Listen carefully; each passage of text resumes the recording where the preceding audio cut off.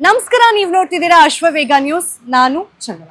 ನಮ್ಮ ಬೆಂಗಳೂರನ್ನ silicon city ಅಂತ ಅನ್ನೋದು ನಮ್ಗೆಲ್ರಿಗೂ ಗೊತ್ತಿದೆ. ನಮ್ಮ ಬೆಂಗಳೂರಿನಲ್ಲಿ IT-BT ಸೆಕ್ಟರ್ಗಳ ಸಂಖ್ಯೆ ತುಂಬಾನೇ ಜಾಸ್ತಿ ಇದೆ. ಎಷ್ಟೋ ಜನ ಆಪರ್ಚುನಿಟೀಸ್ಗಾಗಿ ಈ IT-BT ಸೆಕ್ಟರ್ಗಳಲ್ಲಿ ಉದ್ಯೋಗಾವಕಾಶಕ್ಕಾಗಿ ಸಾಕಷ್ಟು ಜನ ಬೇರೆ ಬೇರೆ ರಾಜ್ಯಗಳಿಂದ ಬಂದು ನಮ್ಮ ಬೆಂಗಳೂರಿನಲ್ಲಿ ಸೆಟಲ್ ಆಗ್ತಿರುವಂತವರ ಸಂಖ್ಯೆ ಕೂಡ ದಿನದಿಂದ ದಿನಕ್ಕೆ ಜಾಸ್ತಿ ಆಗ್ತಾನೆ ಇದೆ. ಸೊ ನಮ್ಮ ಬೆಂಗಳೂರು ಈಗ ಡೆವಲಪ್ ಆಗ್ತಾ ಇದೆ.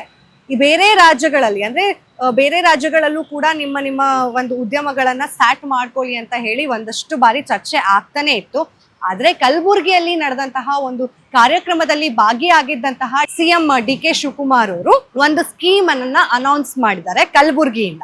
ಏನಪ್ಪಾ ಆ ಸ್ಕೀಮ್ ಅಂತ ಹೇಳಿದ್ರೆ, ಯಾರೆಲ್ಲ ಹೊಸ ಉದ್ಯಮವನ್ನ ಸ್ಟಾರ್ಟ್ ಮಾಡ್ಬೇಕಂತ ಇದ್ದೀರಾ ಅವರಿಗೆ ಒಂದು ಗೋಲ್ಡನ್ ಆಪರ್ಚುನಿಟಿ ಅಂತಾನೆ ಹೇಳ್ಬೋದು. ನಮ್ಮ ಬೆಂಗಳೂರನ್ನ ಬಿಟ್ಟು ಬೇರೆ ಪ್ರದೇಶಗಳಲ್ಲೂ ಕೂಡ ಉದ್ಯಮವನ್ನ ಕೈಗಾರಿಕಾ ಇಲಾಖೆಗಳನ್ನ ಸ್ಟಾರ್ಟ್ ಮಾಡ್ಲಿ ಅನ್ನೋ ಒಂದು ಉದ್ದೇಶದಿಂದ ಈ ಸ್ಕೀಮ್ ಅನ್ನ ಅನೌನ್ಸ್ ಮಾಡಿದ್ದಾರೆ. ಕಲಬುರಗಿ ಸೇರಿದಂತೆ 2 ಮತ್ತು 3 ಹಂತದ ನಗರಗಳಿದೆಯಲ್ಲ, ಈ ಕಡೆ ಖಾಸಗಿ ವಲಯದ ಕಂಪನಿಗಳಿಗಾಗಿರ್ಬೋದು ಅಥವಾ ಕೈಗಾರಿಕಾ ಕಂಪನಿಗಳಿಗಾಗಿರ್ಬೋದು ಒಂದು ಅವಕಾಶ ನೀಡಲಾಗತ್ತೆ.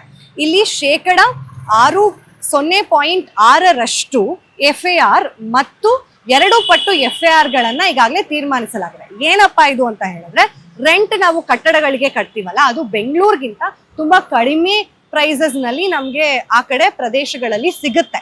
ಇದರಿಂದ ಉದ್ಯಮಗಳನ್ನ ಆಕರ್ಷಿಸುವಂತಹ ಸಲುವಾಗಿ ಈ ಒಂದು ನಿರ್ಧಾರವನ್ನ ಈಗಾಗಲೇ ತಗೊಂಡಿದ್ದಾರೆ. ನಗರಾಭಿವೃದ್ಧಿ ಸಚಿವಾಲಯದಿಂದ ಕೂಡ ಒಂದಷ್ಟು ತೀರ್ಮಾನಗಳು ನಡೀತಾ ಇದೆ ಅಂತ ಹೇಳಿ ಅಧಿಕೃತವಾಗಿ CM DK ಶಿವಕುಮಾರ್ ಅವರೇ ಹೇಳಿಕೆಯನ್ನ ಕೊಟ್ಟಿದ್ದಾರೆ. ಅಂಡ್ ಏನಕ್ಕೆ ಬೇರೆ ಕಡೆ ಉದ್ಯಮವನ್ನ ಸ್ಟಾರ್ಟ್ ಮಾಡ್ಲಿ ಅಂತ ಹೇಳಿ ಹೊಸ ಸ್ಕೀಮ್ ಅನ್ನ ತರ್ತಿದ್ದಾರೆ ಅನ್ನೋದಾದ್ರೆ, ನಮ್ಮ ಕರ್ನಾಟಕ ಜನತೆಗೆ ಉದ್ಯೋಗಾವಕಾಶವನ್ನ ಕಲ್ಪಿಸಿಕೊಡುವಂತೆ ಆಗತ್ತೆ. ಇಫ್ ಇನ್ ಕೇಸ್ ಏನಾದ್ರೂ ಕಲಬುರಗಿ ಸೇರಿದಂತೆ 2 ಮತ್ತು 3 ನಗರಗಳಿದೆಯಲ್ಲ, ಆ ನಗರಗಳ ಅಲ್ಲೇನಾದ್ರೂ ಹೊಸ ಉದ್ಯಮಗಳು ಸ್ಟಾರ್ಟ್ ಆದ್ರೆ ಆ ಕಡೆ ಜನ ನಮ್ಮ ಬೆಂಗಳೂರಿಗೆ ಬರಲ್ಲ. ಸೊ ಅಲ್ಲೇ ಅವರಿಗೆ ಉದ್ಯೋಗಾವಕಾಶ ಸಿಕ್ಕಿರೋದ್ರಿಂದ ಅವರು ಅಲ್ಲಲ್ಲೇ ಸೆಟಲ್ ಆಗ್ತಾರೆ. ಅಲ್ಲಿ ಕೂಡ ಜನರಿಗೆ ಉದ್ಯೋಗಾವಕಾಶವನ್ನ ಕಲ್ಪಿಸ್ಕೊಟ್ಟಂತೆ ಆಗತ್ತೆ ಅಂತ ಹೇಳಿ. ಇನ್ನು ಯುವಜನ ಸೇತು ಏನಿದೆಯಲ್ಲ, ಯೂತ್ಗಳಿಗೋಸ್ಕರ ಒಂದಷ್ಟು ಸ್ಕೀಮ್ಗಳನ್ನ ಮಾಡಿದ್ದಾರೆ.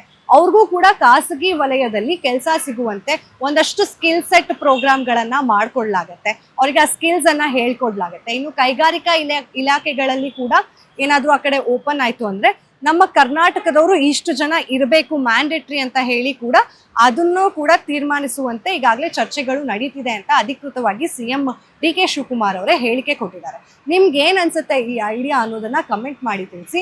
ನನಗ್ ಕೇಳ್ತೀರಾ ಅಂತಂದ್ರೆ, ಹೌದು, ನಮ್ಮ ಬೆಂಗಳೂರನ್ನ ಬಿಟ್ಟು ನಾವೇನಾದ್ರೂ ಆ ಕಡೆ ಉದ್ಯಮಗಳನ್ನ ಹೊಸ ಉದ್ಯಮಗಳನ್ನ ಅಥವಾ ಕೈಗಾರಿಕಾ ಇಲಾಖೆಗಳನ್ನ ಸ್ಟಾರ್ಟ್ ಮಾಡಿದ್ರೆ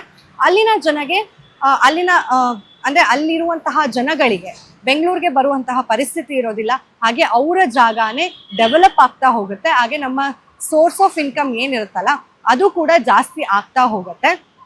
ಅಂಡ್ ಇನ್ನೊಂದು ವಿಷಯ ನಾವು ಗಮನಿಸಬೇಕಾಗಿರೋದು ಅಂದ್ರೆ, ಅಲ್ಲಿನ ಜನ ಅಲ್ಲೇ ಸೆಟಲ್ ಆಗ್ತಾರೆ ಅಂಡ್ ಆ ಒಂದು ಪ್ರದೇಶ ಕೂಡ ಡೆವಲಪ್ ಆಗುತ್ತೆ ಅನ್ನೋದು ನನ್ನ ಅಭಿಪ್ರಾಯ. ನಿಮ್ಗೇನ್ ಅನ್ಸುತ್ತೆ ಅನ್ನೋದನ್ನ ಕಮೆಂಟ್ ಮಾಡಿ ತಿಳಿಸಿ. ಮತ್ತಷ್ಟು ಅಪ್ಡೇಟ್ಸ್ಗಾಗಿ ಫಾಲೋ ಮಾಡಿ ಅಶ್ವವೇಗ ನ್ಯೂಸ್.